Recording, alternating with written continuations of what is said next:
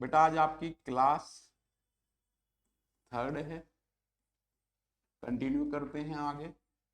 जो नोट्स आपको मिले हैं पीडीएफ में, वो इन्हीं नोट्स के अकॉर्डिंग आपकी ये क्लासेज हैं। और ये बेटा बेसिक लेवल है आपका। कोई भी बच्चा जो हमारा ऑनलाइन बेसिक लेवल है, ये कोई भी बच्चा जो ऑनलाइन बैच भी हमारा ज्वाइन कर रहा है, तो उसको ये पीडीएफ जो मिलेगी नोट्स की, उसके अकॉर्डिंग क्लासेस करनी है। इससे पहली दो क्लासेस में आपकी नॉर्मल चीजें डिस्कस हुई थी। आज की क्लास जो स्टार्ट होगी वो आपका फॉर्मल एजुकेशन से शुरू होगी। इसमें आपका हेडिंग है फॉर्मल एजुकेशन सिस्टम के तहत। यहाँ पे आपका आर्टिकल 45 का जिक्र किया गया है। हाँ ये वाले आप देखोगे ना कि डिस्कस करेंगे क्लास के बाद चीजें, ठीक है ना। फॉर्मल एजुकेशन सिस्टम के तहत यहाँ पे आर्टिकल 45 का जिक्र किया गया है। अब क्लास में आपको यहीं पे ही सारी चीजें मैं करा दे रहा हूँ बेटा, क्योंकि थोड़ा सा टाइम तो लगेगा, पर आपको यहाँ पे क्वेश्चन पेपर अच्छे से मिल जाएगा क्वेश्चन। अब फॉर्मल एजुकेशन मैंने आपको पिछली क्लासेज में आपको अच्छे तरीके से करा दिया, फिर भी मैं आपको रिवाइज करा देता हूँ। ये आपका टीचिंग एप्टीट्यूड में भी क्वेश्चन है, ये आपका कम्युनिकेशन का भी इंपॉर्टेंट क्वेश्चन है यूनिट 4, और ये आपका एनवायरमेंट का भी क्वेश्चन है, और ये आपका हायर एजुकेशन का भी क्वेश्चन है। इसलिए आपको ये समझना जरूरी है। हिंदी में हम इसे बोलते हैं औपचारिक शिक्षा। औपचारिक शिक्षा बेटा, इससे क्वेश्चन बहुत आता है आपका।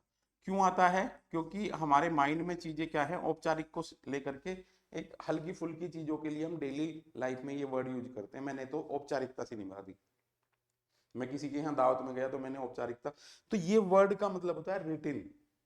तो ये हल्का वर्ड नहीं है, इसलिए आपको यहाँ बुक की लैंग्वेज में समझना है। टीचिंग में एप्टीट्यूड में फॉर्मल एजुकेशन मतलब बीए और एमए की शिक्षा। यहाँ पे मैंने सिंपल तौर पे पिछली क्लासेस में भी आपको ये याद कराने के लिए बताया था कि टीचर होगा, शिक्षक होगा, छात्र होगा, पाठ्यक्रम होगा, निश्चित अवधि होगी, परीक्षा होगी, मूल्यांकन होगा और आपको परिणाम मिल जाएगा। तो ये फॉर्मल एजुकेशन है। अब यहाँ से ही आपका क्वेश्चन बनता है ये वाला पॉइंट, जो आपका इस नोट्स को जो मैंने आपको दिए हैं इसमें थर्ड या फोर्थ पॉइंट है। अब क्लासेस हमारी ज्यादा हो सकती हैं हायर एजुकेशन में, बट आपके प्रीवियस ईयर के क्वेश्चन यही कंप्लीट हो जाते हैं फॉर्मल एजुकेशन सिस्टम के तहत। आर्टिकल 45। अब इससे पहले हम चलेंगे तो एक टॉपिक आपका आता है आरटीई। बेटा ये छोटे छोटे टॉपिक हैं, ये आपको अच्छे तरीके से होने चाहिए, यही कराऊंगा, थोड़ा सा टाइम लगेगा बट आपके हो जाएंगे बेसिक। आरटीई की फुल फॉर्म है राइट टू एजुकेशन। अब ये आर्टिकल 45 से पहले आपको करना है आर्टिकल, देखो बेटा आर्टिकल आपको 12 करना है। इसमें लिखा हुआ है राज्य की परिभाषा। क्या लिखा हुआ बेटा? राज्य की परिभाषा, डेफिनेशन ऑफ स्टेट। अब जब बेटा आप इस क्वेश्चन को लेकर के आओगे तो प्रीवियस ईयर में इस चीज को लेकर के क्वेश्चन होने के साथ साथ असिस्टेंट प्रोफेसर की परीक्षा में भी ये क्वेश्चन पिछली बार पूछा गया था। क्या पूछा गया था कि राज्य की परिभाषा भारत के संविधान के किस अनुच्छेद के तहत की गई है? तो आर्टिकल 12 है। और आप देखोगे नेट के एग्जाम के पॉइंट ऑफ व्यू से पेपर 1 में कई बार क्वेश्चन पूछा गया है राज्य की परिभाषा क्या है। तो यहाँ आपको अच्छे तरीके से इस चीज को समझ लेनी है। टाइम टेकिंग प्रोसेस है, पर आपको कंटेंट यहाँ पे मिलने वाला है। आप देखोगे नंबर 1 फीचर है इसका definite geographical area, definite geographical area. दूसरा है पॉपुलेशन, जनसंख्या। तीसरा है गवर्नमेंट, और चौथा है आपका संप्रभुता। बेटा पॉलिटिकल साइंस में संप्रभुता ही एक अपना आप में टॉपिक है। ये 4 एसेंशियल फीचर दी गई हैं, और अब से पहले जो आपके पेपर हुए हैं उनमें यही क्वेश्चन पूछा गया है कि राज्य की के मुख्य तत्व कौन कौन से हैं। तो ये मुख्य तत्व हैं, बेसिक एलिमेंट हैं स्टेट के, ठीक है। तो राज्य के मुख्य तत्वों में आपका definite geographical area, population, government और संप्रभुता। जैसे इंडिया एक स्टेट है तो ये चारों फीचर उसमें हैं। जब हम ब्रिटिश भारत होते थे तो संप्रभुता हमारे पास नहीं थी। सोवर्निटी क्या है? सोवर्निटी वो सर्वोच्च शक्ति है जो किसी टेरिटरी को गवर्न करती है। उसमें नियम कानून बनाती है और उस टेरिटरी में लागू होते हैं, तो वो सोवेरेनिटी या संप्रभुता कहलाती है। वो सर्वोच्च शक्ति जो किसी भूभाग में कानून बनाने की क्षमता रखती है। जब 47 से पहले इंडिया भी ब्रिटिश भारत होता था तो सोवेरेनिटी हमारे पास नहीं थी, हमारे कानून कहाँ बनते थे, ब्रिटिश पार्लियामेंट में। तो ये आपको करना है। इसके साथ साथ यहाँ पे क्यों करा रहा हूं मैं, रेलिवेंस इसका क्या है, क्योंकि आपकी जो यूनिट है उसका टॉपिक है हायर एजुकेशन एंड पॉलिटी। तो ये एक इंपॉर्टेंट पार्ट है बेटा, ये आपको साथ के साथ करना है। इसे और थोड़ा इलेबोरेट कर दें आपका नेक्स्ट स्लाइड में।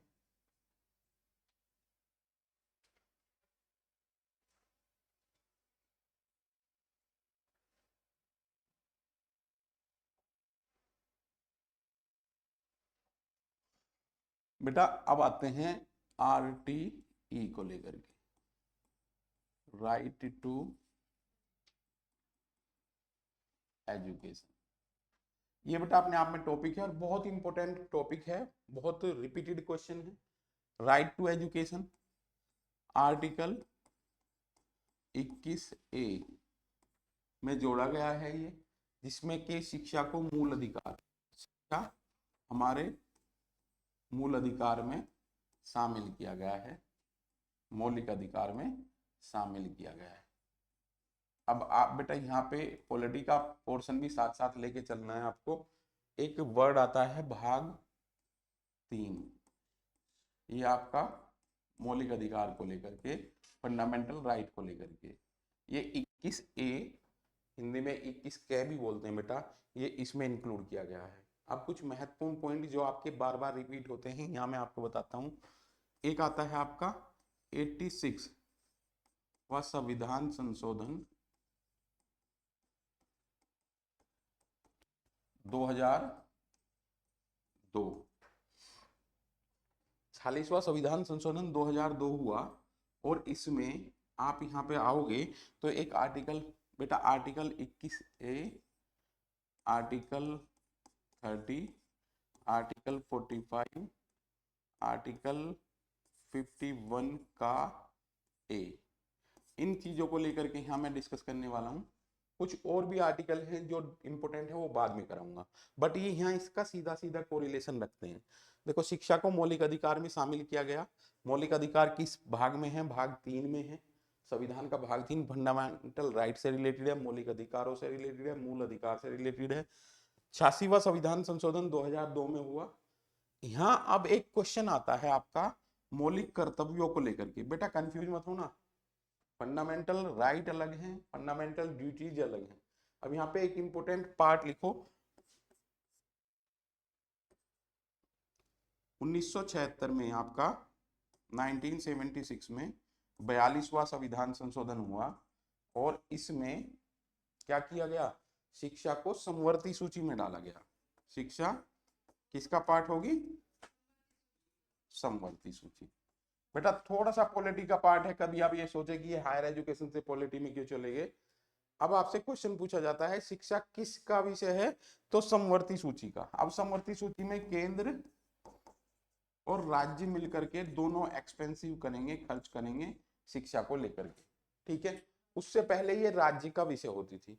तो ये आपका इंपॉर्टेंट पॉइंट है और यहां से आपको क्वेश्चन मिलता है। यहाँ पे एक कमेटी आएगी आपकी, सरदार स्वर्ण सिंह कमेटी।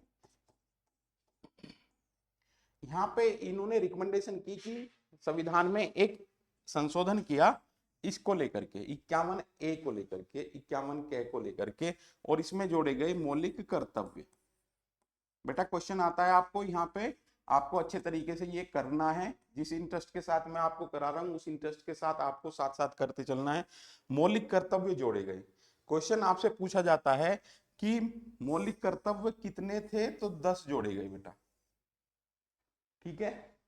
और दूसरा रिपीटेड क्वेश्चन आपका बनता है कि अब कितने हैं, तो 11 हैं। 11वां मौलिक कर्तव्य कब जोड़ा गया, 2002 में, जो मैंने आपको यहाँ पे नोट करा है। 11वां क्या है कि किसी भी भारत के नागरिक का यह मौलिक कर्तव्य है कि वह अपने बच्चों की शिक्षा और उनके टीकाकरण टीकाकरण की उचित व्यवस्था करेगा। तो ये क्वेश्चन आपका बहुत इंपॉर्टेंट है, हायर एजुकेशन से रिलेटेड है। जो मैंने आपको टॉपिक जोड़ा है फॉर्मल एजुकेशन सिस्टम, देखो ये आपका नोट्स में एक नया टॉपिक है, फॉर्मल एजुकेशन सिस्टम। तो फॉर्मल एजुकेशन की जब हम बात कर रहे हैं तो संविधान में क्या क्या अनुच्छेद का जिक्र किया गया है इसके रिगार्डिंग, एजुकेशन के रिफॉर्म के रिगार्डिंग, तो उन सब की हम बात कर रहे हैं। तो यहाँ आपको आर्टिकल 21 है, बहुत इंपॉर्टेंट है, अच्छा क्वेश्चन है, आने वाला क्वेश्चन है, आपको करना है। शिक्षा को मौलिक अधिकार में जोड़ा गया है, इसमें क्या क्या प्रावधान है ये आपको डिटेल में करने, बेटा यहाँ इतना पॉसिबल नहीं होगा बिल्कुल A to Z में आपको कराऊं। शिक्षा को मूल अधिकार में जोड़ा गया है 21 क के तहत, यानी कि शिक्षा जब बच्चा को यहाँ पैदा होगा तो उसका अधिकार है कि वो शिक्षा ग्रहण करे। तो यहाँ पे आप देखोगे कि क्या प्रावधान है, BPL बच्चों के लिए 25% रिजर्व की गई हैं सभी शिक्षण संस्थानों में। ठीक है बेटा, जो भी शिक्षण संस्थान है वहां पे 25% सीटें रिजर्व रखी गई हैं इनके लिए, यही है आपका राइट टू एजुकेशन। कुछ और टॉपिक मैं आपको कराऊंगा जो जहां आप भ्रमित होते हो, राइट टू एजुकेशन और RTI को लेकर के, ठीक है ना। क्या अंतर है RTI में, और ये अच्छे तरीके से आपको पता होना चाहिए। 86वां संविधान संशोधन 2002 मैंने यहाँ पे इसलिए उल्लेख किया गया है, मौलिक कर्तव्यों को जोड़ा है, पहले 10 थे। रिकमेंडेशन किसने की, सरदार सोलन सिंह कमेटी ने। कब जोड़े गए हैं, 76 में, 42वें संविधान संशोधन के तहत जोड़े गए हैं। 42वें संविधान संशोधन में ही शिक्षा को समवर्ती सूची में लेके आए हैं 1976 में, ये भी क्वेश्चन आपका रिपीटेड होता है। और इसमें 2002 में एक 11वां कर्तव्य जोड़ा गया जो आपका 51A में जोड़ा गया है।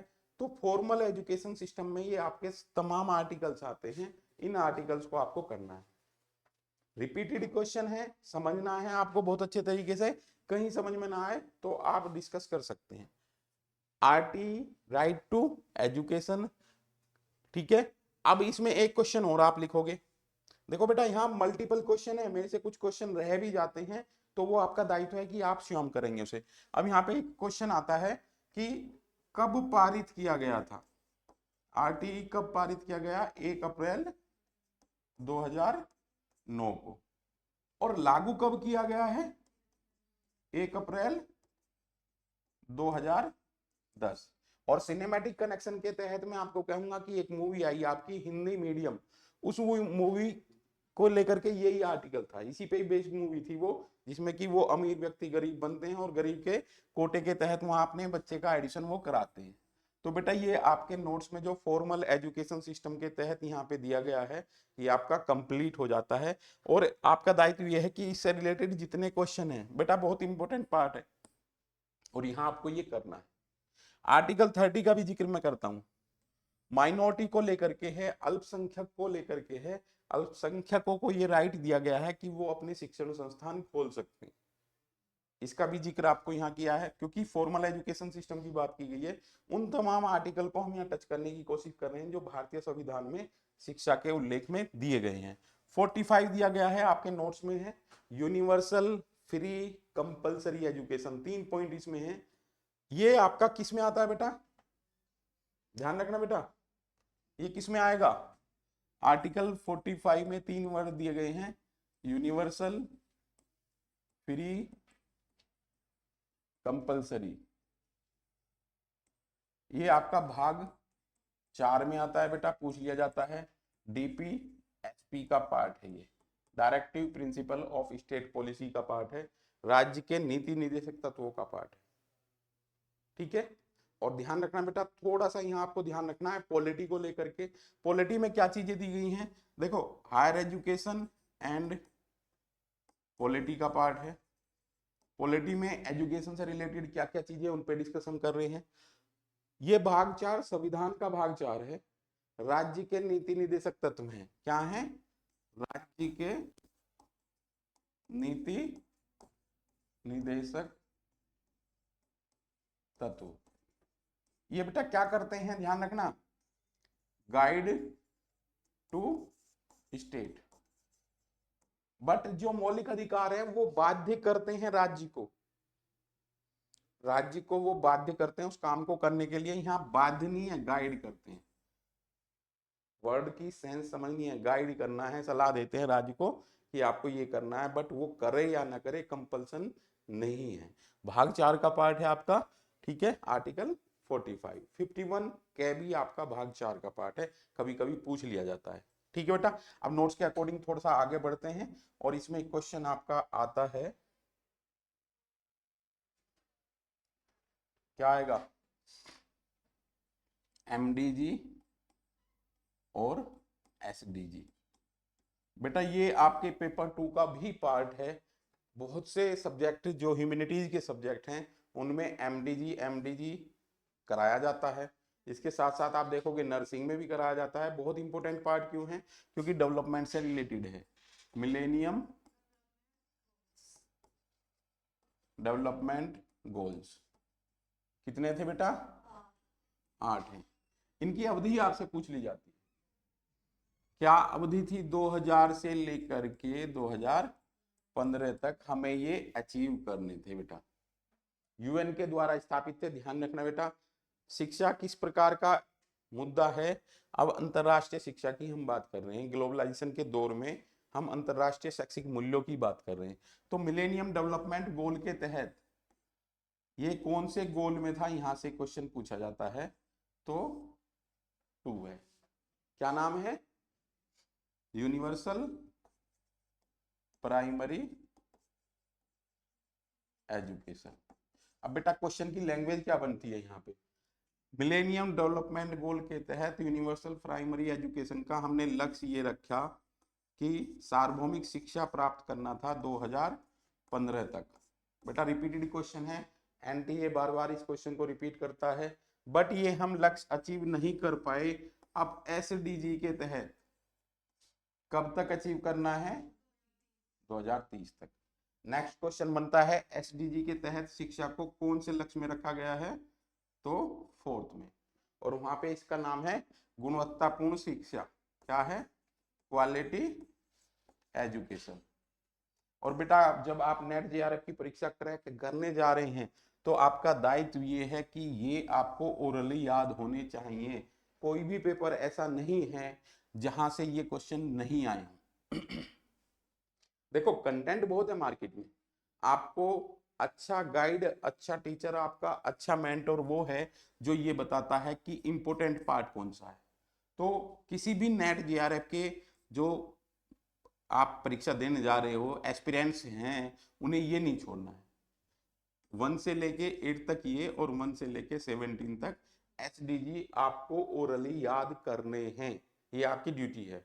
जो मैं आपको टेस्ट दूंगा अभी, आज कल में आपके ऑनलाइन टेस्ट भी होंगे, तो इनमें ये क्वेश्चन, ये आपका टॉपिक रहेगा। पहले एक पेपर में इसका लूंगा आपका, इसलिए सभी बच्चों का ये होमवर्क है कि मिलेनियम डेवलपमेंट गोल और सस्टेनेबल डेवलपमेंट गोल आपको याद करने हैं। और ध्यान रखना बेटा, ये आपको पता होना चाहिए, सतत विकास। सतत विकास क्या होता है, इसे लिख लेना बेटा, कि भावी पीढ़ी की आवश्यकताओं को ध्यान में रखते हुए प्राकृतिक संसाधनों का दोहन करना। ठीक है, तो ये सतत विकास है। ठीक है, एक वर्ड और लिखोगे यहां पे, आम आदमी की त्रासदी।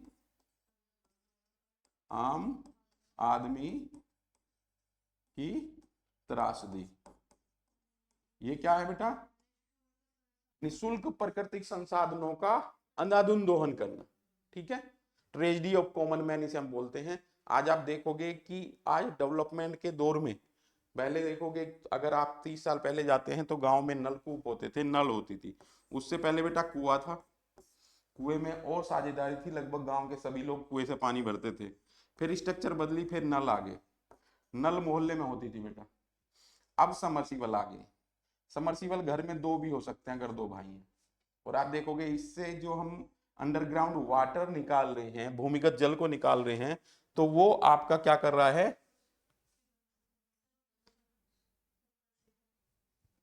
वो आपका क्या कर रहा है बेटा, डार्क जोन में लेके जा रहे हैं। और आपका क्वेश्चन यहीं से बनता है, डार्क जोन। इसका क्वेश्चन मैं आपको दूंगा, आपको डार्क जोन क्या होती है। डार्क जोन जहां वो क्षेत्र जिसमें कि भूमिगत जल का स्तर काफी नीचे पहुंच गया, वो डार्क जोन है। कुछ दिनों बाद आप देखोगे कि सरकार ये परमिशन नहीं देगी कि आप अपने घर में समरसीबल और नलकूप लगाएं।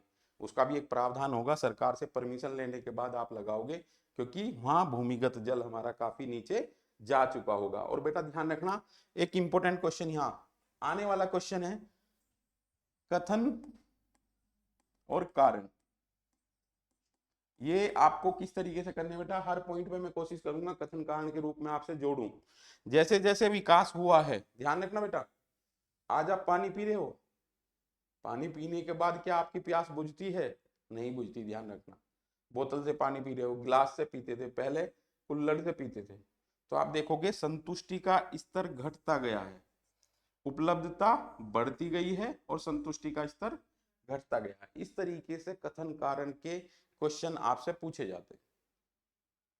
ठीक है, तो ये आपका थर्ड क्लास थी हायर एजुकेशन की, बहुत इंपॉर्टेंट क्वेश्चन है इसमें, ये आपको करने हैं। इसके बाद में आपको फोर्थ क्लास आपकी आएगी और उसमें आपके आएंगे प्रीवियस ईयर जो आपका इवोल्यूशन ऑफ हायर एजुकेशन है उसको लेकर के जिक्र किया जाएगा।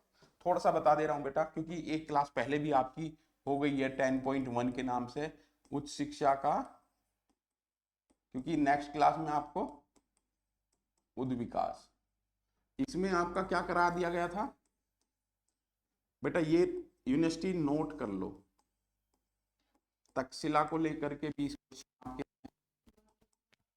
नालंदा को लेकर के हैं 20+ क्वेश्चन इसी से लेकर के हैं, विक्रमशिला, जगदाला, ठीक है,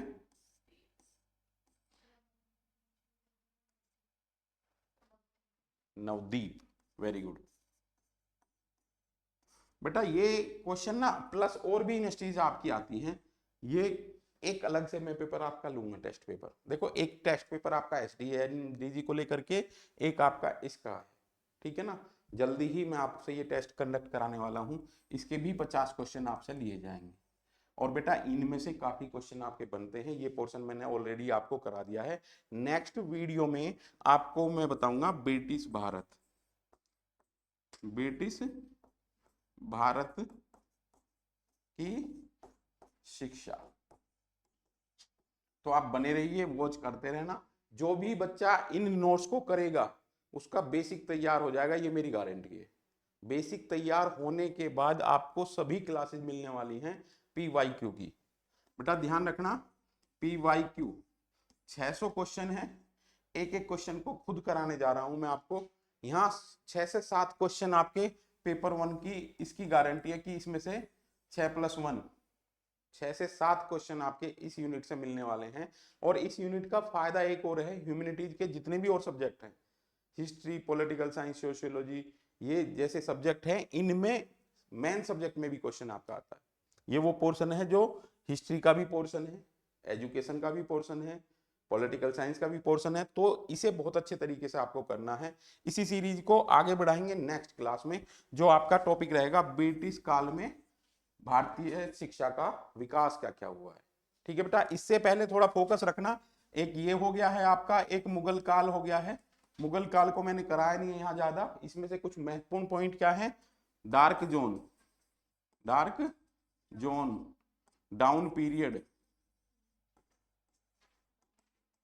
और हिंदी में लिखते हैं बेटा ह्रास काल। ये बेटा वो सिस्टम है जो ये सभी हमारी यूनिवर्सिटीज थी आपका 1192 से लेकर के ये सभी आपके 1600 तक का जो सफर है, ये आपका वो सफर है जिसमें कि हम इसे डार्क जोन और डाउन पीरियड या ह्रास काल के नाम से जानते हैं। इसका जो आप देखोगे विमेन एजुकेशन की सिचुएशन भी आपको कर लेनी है जहां से क्वेश्चन बनते हैं। ठीक है बेटा, तो मिलते हैं नेक्स्ट वीडियो में, जो आपका टॉपिक रहेगा ब्रिटिश भारत में शिक्षा का विकास। ठीक है बेटा।